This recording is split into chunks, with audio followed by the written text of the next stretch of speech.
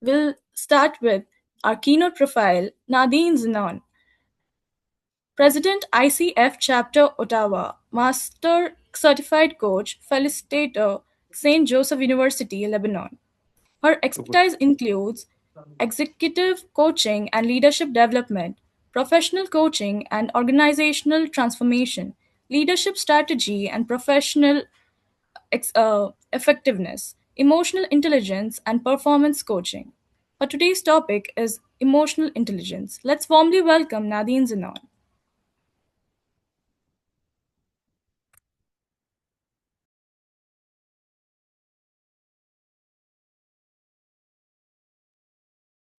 Okay. So can you hear me? Yes, ma'am. Okay, great. So good morning, everyone, or maybe good afternoon at your place. So I'm in Canada, so it's still almost 7 a.m. here. So good morning, good afternoon, good evening, wherever you are in this world. I'm really happy to be here, and I'm really honored to be sharing with you a topic that is very dear to my heart, and a topic that I personally worked on in my self-development. And I'd like to share with you all the details of what I went through, if you want. So let me start by sharing. Okay, can you see my slides? Yes, ma'am. Okay, great. So how can we empower ourselves through emotional intelligence? And what is emotional intelligence? I don't know how many of you in the room know what it actually is, but I'm going to try to take you through that and try to help you see some practical ways of how you can develop your own emotional intelligence. Because as I said, this is a journey that I took as well. So I'd like to start by sharing a story about someone you all know and someone we all look up to, one of the geniuses in this world. So Steve Jobs. Now, we all know that Steve Jobs was a visionary. He was brilliant, actually. He was very driven, and he's very passionate about excellence and about what he does. Now, at the same time, Steve Jobs had a different face, if you want. So he was very explosive. He was known for his explosive emotional reactions. So he reacted emotionally, and he lashed out at people in the company. He publicly criticized employees, and he sometimes fired people in just an emotional moment without even thinking about it. Now, all of these reactions that Steve Jobs had, despite all his, the genius in him, it created fear inside people. Many people burnt out when they were working with him. Many people disengaged, and many people even resigned. And even his relationships with his board and the CEO at that time weren't really good. And he didn't know how to manage that, if you want. And that's why he was forced out of his company that he co-founded in 1985. So can you imagine? He had all the technical brilliance anyone would want. He had the vision, he had the innovation. However, what he lacked was emotional intelligence, especially self-regulation. And that's why the message here is no matter how technically brilliant we are, and I must tell you, I learned this the hard way, it's not enough. If we really want to be successful, if we want to grow in our careers, if we want to achieve the aspirations that we have, we need to work on our emotional intelligence. So what is emotional intelligence? Emotional intelligence, in a very simple way, is simply understanding the root cause of your emotion, how your emotions impact you, how they impact your decisions, how they impact your relationships, how they impact every single thing that you do, and how they impact others. So how this behavior impacts others as well. So it's not only about us, it's about understanding the others, how we impact them and their emotions as well, and what could be driving their behaviors. Now, why is it important? As I said, I gave you an example of Steve Jobs, but that's not enough. I mean, even research now shows that if you develop your EQ, so 90% of top performers in virtually any industry have high EQ. They have high EI or EQ, so emotional intelligence. So even high emotional intelligence sales professionals, they bring more revenue customer service is better. So we have, and these are only a few of the studies that are out there. There are many, many studies that show, our success is determined, up to 50% of our success is determined by EI versus only less than, almost 15% is determined by IQ. And that's why 75% of Fortune 500 companies now, they promote EI in their culture. So they want people to have emotional intelligence. Now, before we look at how do we develop it, it's important to understand what is an emotion first and how does it impact our brain? How does it impact our neurochemistry? So our neurochemistry is the chemistry in our brain, in our neurons, which is the nervous system. So our brain and our backbone. So if we look, I want you to know that we don't have one brain. We have actually 6 small brains. And I want you to just focus on 3 of these brains. The first one is the prefrontal cortex, which is the area behind our forehead. Now, why is this important? It's important because if I want to be in any way like really strategic in my functioning, have cognitive, high level cognitive thinking, if I want to problem solve, if I want to strategize, if I want to innovate, I need that area of the brain to be active. Even when I'm connecting with people, if I want to show empathy, if I want to build trust, I need this area of my brain to be active. So it's an area, we call it like the CEO of our brain. So it really is needed for our success in the workplace or in life. Another part of our brain is the primitive brain, which is the area at the back of our skull, at the base of our skull. So this area, the primitive brain, this is the area that's responsible for survival, for our survival. So, if there's a threat out there, this area takes care of keeping us alive and keeping us safe.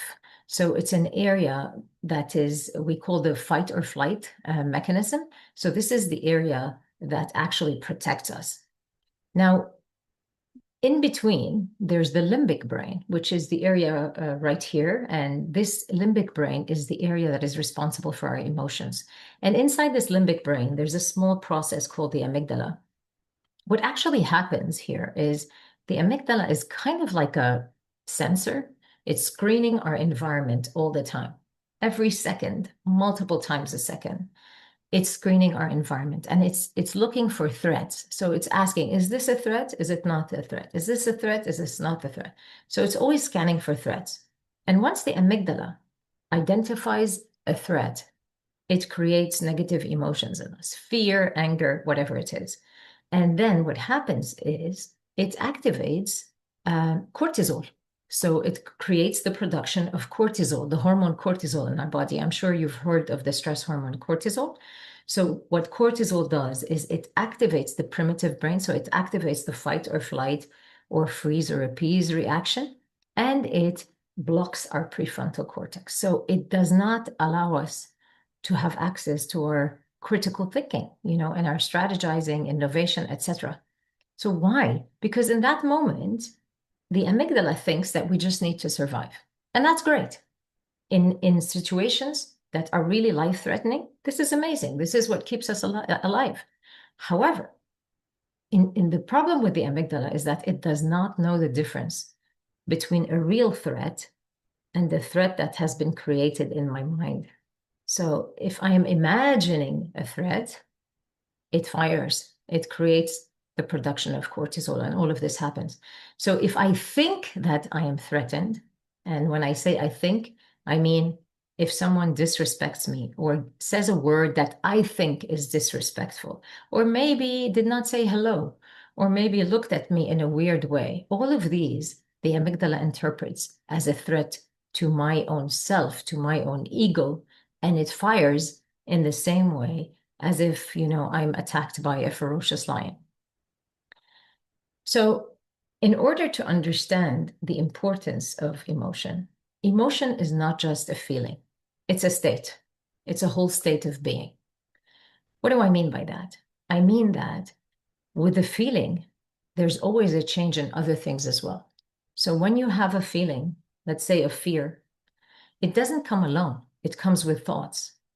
And these thoughts also come with a physical change and there's a behavioral change. And that's why understanding our emotions is important, because look, it's impacting our behavior, and our behavior dictates our success. So if I want to change my behavior, I need to understand what's going on at a deeper level. What's happening in my feelings? What are the thoughts that are coming up? What's the physical change that's coming up? So if we relate this to what Steve Jobs, we talked about Steve Jobs, right? So perhaps the Steve Jobs thinking was, he's so, I'm so passionate about this. I want to get this to the market. I want to get it before my competition. I really want to see this through. And then somebody does something that is delaying things. In his mind, he's seeing this, oh my God, he's delaying my dream. Now the competition will be ahead of us. They're going to win. We're not going to be able to sell, and so on and so forth. All of these are the cascade of thoughts that are probably, okay, we're hypothesizing, of course, but just as an example. So maybe have been taking place in the mind of Steve Jobs, and this creates very intense anger. And then the anger, which is very high intensity, makes him react in a spontaneous way. So it impacts his behavior and it impacts his physiology. Probably he was red at the time. Maybe his fists were clenched. So all of these are taking place. That's why we call it a state. It's not just a feeling, it's a whole state of being. So if I am not aware of what's happening, I will behave in a certain way without knowing that it's my anger that actually made me behave this way. And then I will not reach the success or the intention that I want.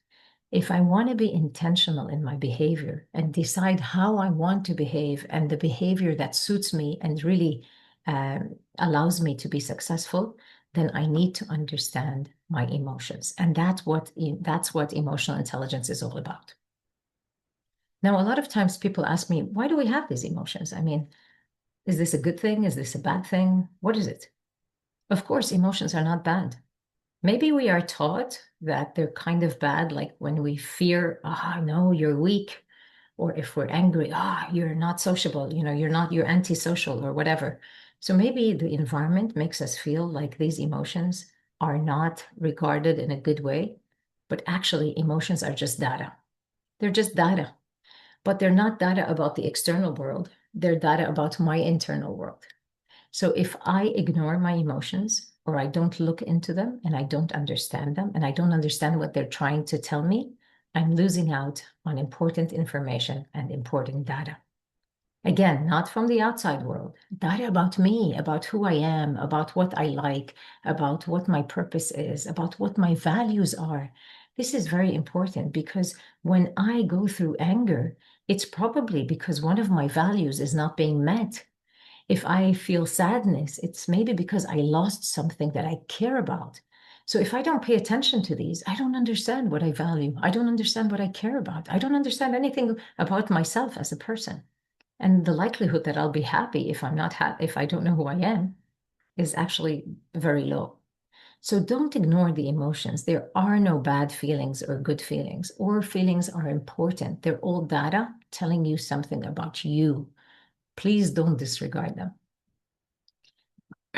So how do we develop our emotional intelligence? We just saw that emotions are very important. They drive our behaviors. Our behaviors drive our success. How do we develop that emotional intelligence? Well, the first step is being aware. Awareness is key. It's like 50% of the whole thing. So being aware of your emotions and what is happening to you every moment is important for you to be on top of things. And how do we do that? I simply go by this 3N method. What is it? It's noticing the emotion, naming the emotion, and then navigating the emotion. What does that mean? If I ask you now to take a moment and notice what's happening in you, can you tell me in the chat, what are you feeling? Can you name that emotion?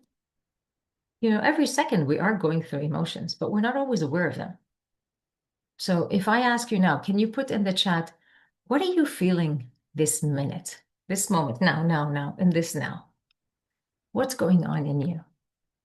What are you feeling? Can you name it? If you can't name it, tell me, do you feel like you have a lot of energy? or you don't have energy. Interested. Excellent. Thank you, Antella. So interested. What else? Who else would like to put something in the chat about what they're feeling? What are you feeling this second? And by the way, if you're thinking, oh my God, I don't know what I'm feeling, it's totally fine, okay? Because we're not used to this. And that's okay, because research shows that most people don't know what they're feeling because we're not used to stopping and looking at that type of information. You're used to like getting the facts from what's happening, the data, the sales, growth, etc. But we're not used to looking at data in us. So, and that's okay. But if you want to grow your emotional intelligence, research shows that people who can name their emotions, and the more names you can give to your emotion, the better off you are in regulating that emotion. So naming your emotion and self-regulation go together. You can regulate your emotions better as you are more aware of them and can name them. So that's why if you want to grow in your emotional self-awareness, I would start with this because I was like that. I was very much, science. I'm a pharmacologist. I have a master's in pharmacology. I was in research. So I was very mental. So when you ask me, what are you feeling? What feeling? I'm not feeling anything. I never was aware of my feelings. So I had to stop myself many times during the day intentionally, like 2 or 3 times during the day. I would stop and ask myself, okay, Nadine, stop now. And just in 1 minute, what am I feeling? Slowly, I started to feel, and I started to be able to name. Now, sometimes we cannot name the emotion because we don't have the vocabulary. So I wasn't brought up in a family that talks a lot about emotions. So I didn't have the vocabulary. Luckily, there's a very nice wheel of emotions, and you can Google that. So just look for wheel of emotions, and it gives you all the emotions that you could possibly think about. And when you read them or look at them, it will help you identify, oh, this is what I'm feeling now. Oh, this is what I'm feeling now. So this will help you grow your emotional vocabulary so that you can name your emotion better. So these are the 2 steps. Very easy, right? Just stop yourself many times during the day. Ask yourself, what am I feeling? That's it. And say the emotion. That's the first thing. The third part is navigating that emotion. And what do I mean by navigating that emotion? I mean simply really understanding these 4 components of the emotion. Understand, okay, what am I feeling now? First of all, what caused this? What's the situation that's happening in front of me that caused me to go into this state? What am I feeling? What am I thinking? What's happening in my body? And what's my tendency to behave? How am I going to behave now? Because I'm in this state, emotional state. How am I going to behave? Am I going to isolate myself? Am I going to not say anything and just, pretend that nothing is happening? And then later I feel bad because I didn't stand up for myself? How am I going to behave? And how will this behavior make me feel later on? Will it serve my purpose? Will it serve my goals? Will it serve my objective or not? That is the navigation part. Now, if I ask you, and I'd like you to put in the chat, if I ask you, which of these, if I want to change my behavior, okay, which of these do you think I can control? I have control over. Is it the behavior, the feeling, the thoughts, the physical changes? So if you can put down in the chat, don't worry, there's no right or wrong answers. I just would like to know.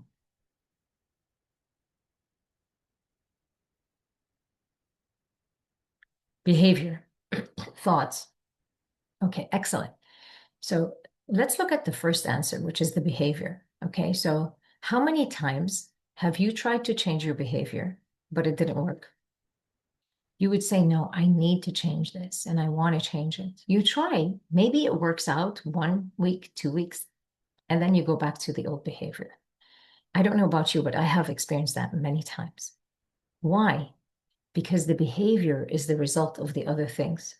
If I don't understand the other 3 components, I can't change my behavior. So Sanjay said thoughts. Exactly.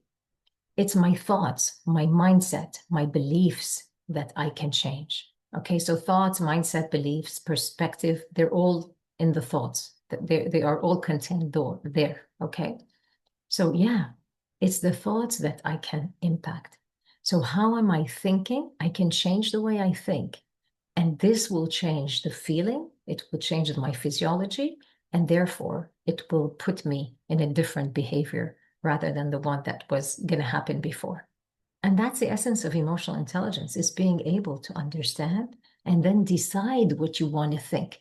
So you're more in control of your thoughts so that you can get better behavior out of it.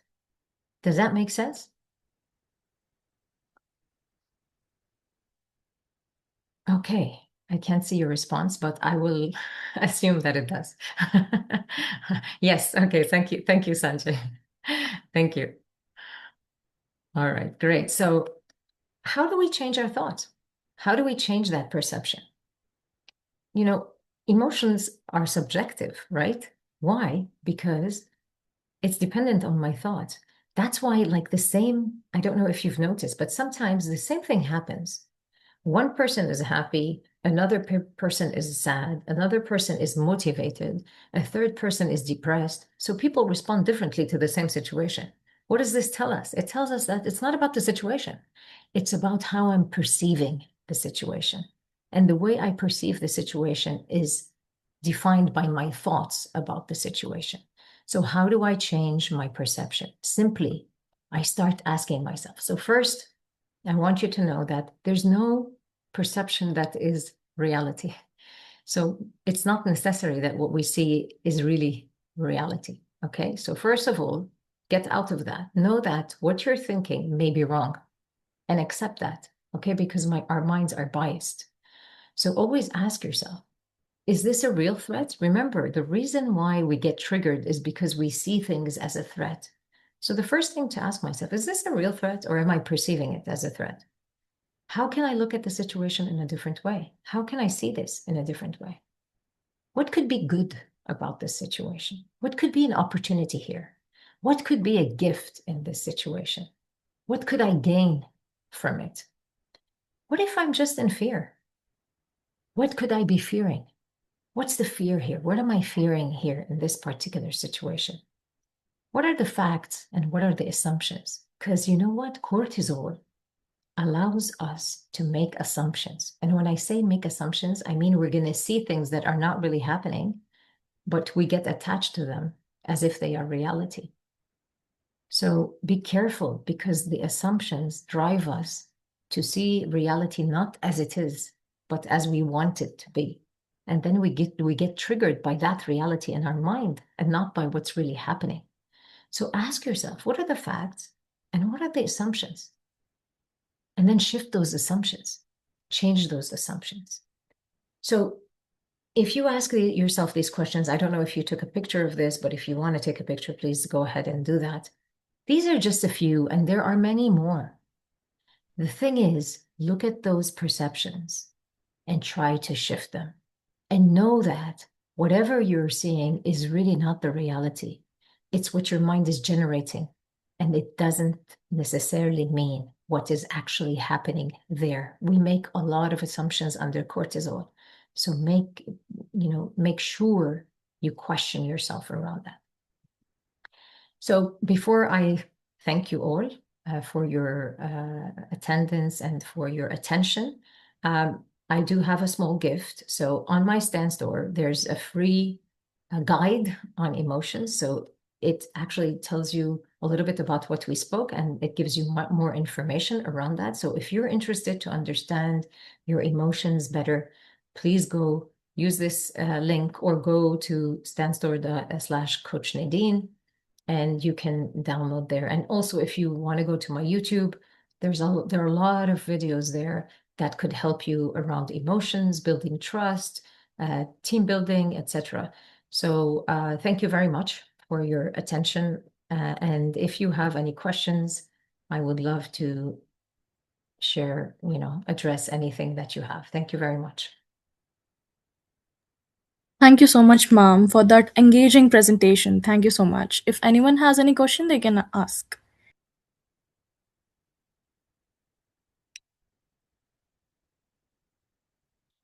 Thank you, Walida.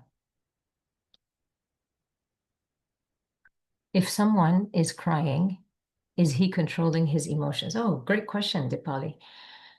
Crying is a way of showing emotions. So sometimes when we're not used to understanding and being aware of our emotions and we suppress them, so when you suppress them, they're not going to go away.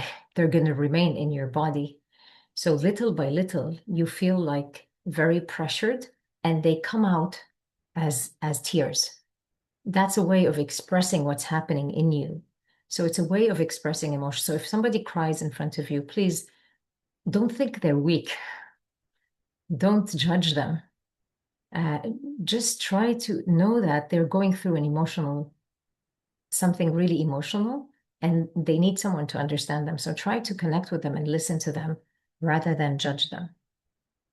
So I hope I answered your question. I think it was Dipali who asked that. Dr. Sunil is asking, is there any relation of emotional intelligence with AI? Good question. I don't know. I never thought about that. Well, I can tell you that maybe the emotional intelligence is going to be an edge for us humans versus AI. Now, I know that they are developing the emotional intelligence of AI as well. And, I don't know where we'll be a few years down the road. You all are probably the experts in that. But I know that at the moment, at least, our emotional intelligence is our edge to AI. So it is what will help humans stay relevant. It's our ability to understand emotions, respond to emotions, and really make the best out of our emotions. So I don't know if I answered you, Dr. Sunil, but I don't have a direct answer. I apologize. Okay, good. So Dr. Elizabeth is asking, how do we deal with childhood fear of rejection, which keeps coming up in every, so that's a very good question, Dr. Elizabeth. So many of us, okay, if not all of us, we have childhood things that happen to us that impact the way we feel now. Why? Because you see the amygdala, remember the amygdala that I told you, it's always like scanning for threats. Next to the amygdala, like the neighbor of the amygdala, is our hippocampus.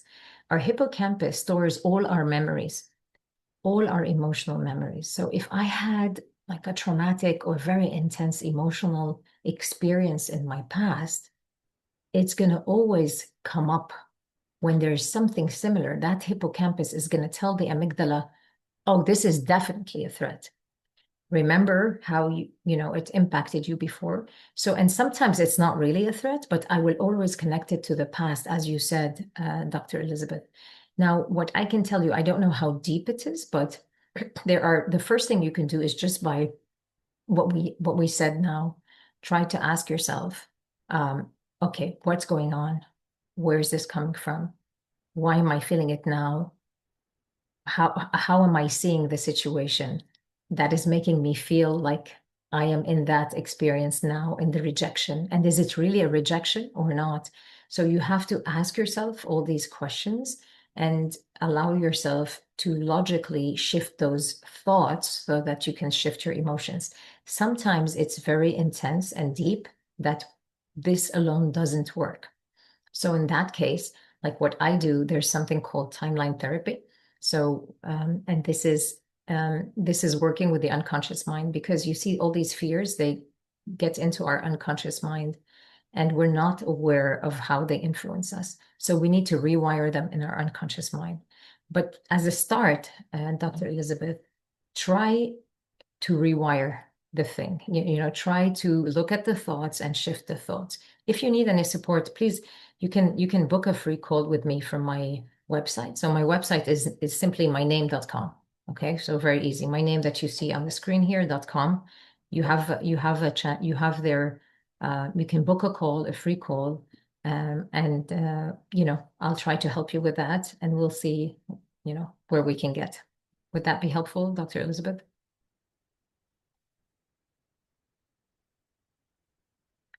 Thank you for your question.